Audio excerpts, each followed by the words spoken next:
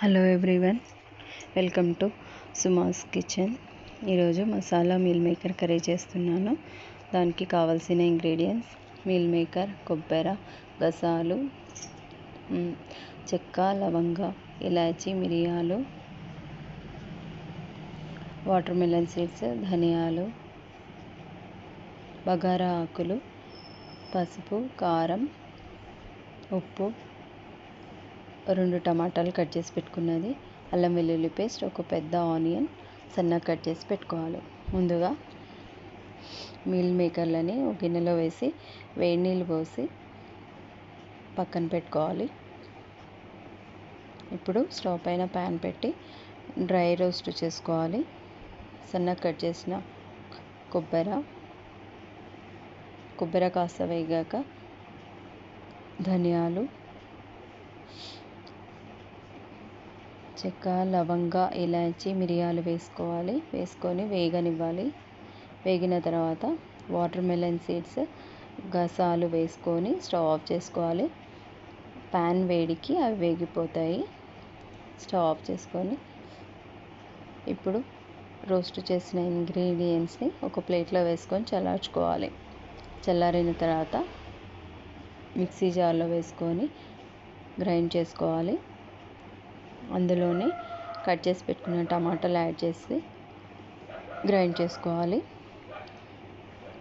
ఇప్పుడు మసాలా రెడీ అయింది. Gravy prepare చేసుకోవాలి. ప్యాన్ వేడి చేసుకొని అందులో 2 టేబుల్ స్పూన్ ఆయిల్ వేసుకోవాలి. ఆయిల్ వేడెక్కాక బగారా ఆకు వేసుకోవాలి.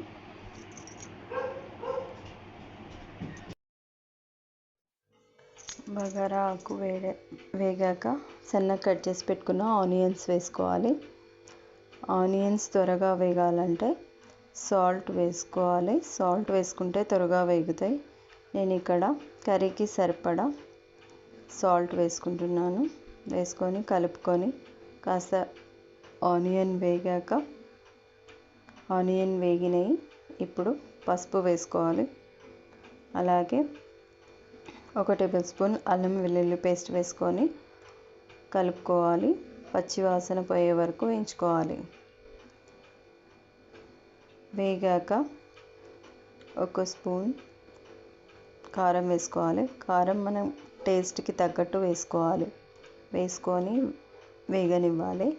వేగాక ఫైన్ గ్రైండ్ చేసి పెట్టుకున్న మసాలా పేస్ట్ వేసుకొని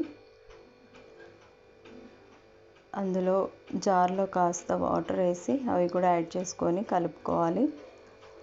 మసాలాని కాసేపు వేగనివ్వాలి. మూత పెట్టి కాసేపు వేగనిస్తాము. ఇప్పుడు మీల్ మేకర్లు వాటర్లో నానబెట్టాము కదా, అవి వాటర్ గట్టిగా పిండేసి ఒక ప్లేట్లో పెట్టుకుందాము.